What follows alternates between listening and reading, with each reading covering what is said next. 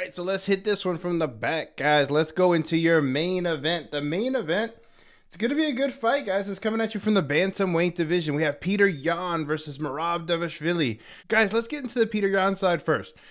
Actually, both these guys are very similar in age. They're similar in reach. They're similar in record even. I mean, Petr Yan's 16-4. The issue with Petr Yan is he's coming in here with a 2-fight losing streak. The guy is still good, though. He's still elite. Those 2 fights, I mean, even if you look at his last 4 fights, really, he's 1-3, right? Out of his last 4.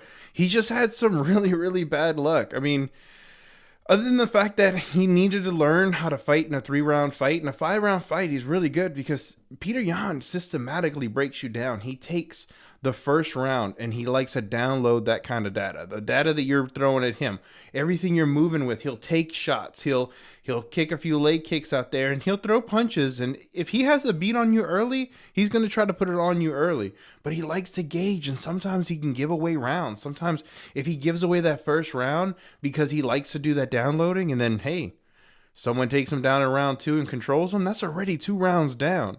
Like, unless you get to finish in the 3rd. So he knows that he needs to figure this thing out. And at the end of the day, he's coming in here with amazing takedown defense. The only thing that you saw that Petr Yan sort of had an issue with is when Aljamain Sterling took him down, but they were wrestling takedowns that transitioned to like Brazilian Jiu-Jitsu moves. So Merab Dvalishvili, let's look at his side because it's very important. Merab's teammate is Aljo. Merab, again, very similar in age. I mean, he's 2 years older, very similar in reach and height. He's 15-4, where Yan is 16-4. And at the end of the day, Merab's on a crazy, crazy winning streak because he's an amazing wrestler. He's a cardio machine, guys. But he's a cardio machine at 3 rounds. What's he going to look like at 5 rounds? I've always been interested.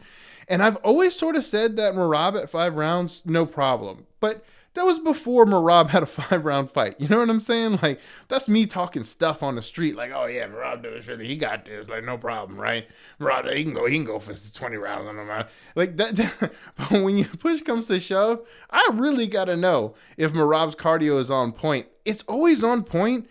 But even recently, I've sort of seen when he's pushed those limits that in the 3rd round, he huffs and puffs. But then at the end, he's always good. And he always talks about how he can get 5 more rounds of work in. So I'm fairly confident that he's doing really well and he can do a 5-round fight. I just don't know.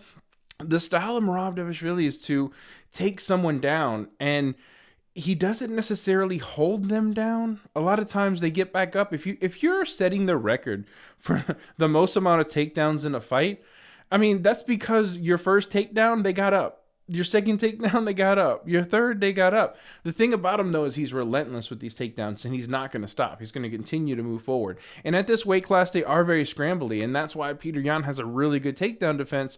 I mean, Aljamain Sterling took him down, but Aljamain Sterling, when he did take him down, he took him down with some wrestling and then transitioned to the back right away. Merab Dvalishvili is a guy who just powers double legs, powers people down, uses that strength, uses that cardio to his advantage. So it's a different style of wrestling, but Merab's been training with Aljo, and Aljo's telling me that Merab's got this. And I know Aljo like talks crap sometimes, and he likes to shoot the stuff with you, and there's this sense of just this boisterous like overconfidence, but sometimes he can get down to earth with you and be like, no, I'm really serious. I think Merab's better than me, and I think Merab's just going to eat this guy's lunch. So if you guys want to know what I think Merab is currently valued because for some odd reason, money is still coming in on Petr Yan. People are seeing the fact that he's got a 90-plus takedown defense, that he's really good at fighting those things off and then systematically breaking you down. He's going to be kicking Merab's legs. He's going to be throwing stuff out there. Merab's been hurt before. We've also seen Petr Yan hurt. We've seen Merab throw from his hip, not necessarily be as technical as Petr Yan. A lot of people are looking at that and saying Petr Yan all the way, all day. Guys, I'm on the Merab side as of now. I think the value sitting with Merab, and on Friday, you guys are going to tune into the write-up because this may change dramatically. And if it does change, it's going to be because I have Petr Yan by something, by submission or by knockout, because I got some really good information. Or if Merab, something's wrong with him, or he's looking a little flabby, or his cardio's not up, We're going to let you know. We're going to find out that stuff this week. And on Friday, in the write-up, you're going to want to pay attention to this fight because I'm pretty sure we're going to have a bet on it. But it's going to be a good fight. Now, if you like this breakdown, be sure to like the video and subscribe to the channel. Also, leave a comment down below who you think's going to win this fight. Because March 11th in the UFC Vegas 71, it's going to be a great day to win, baby. Let's get it.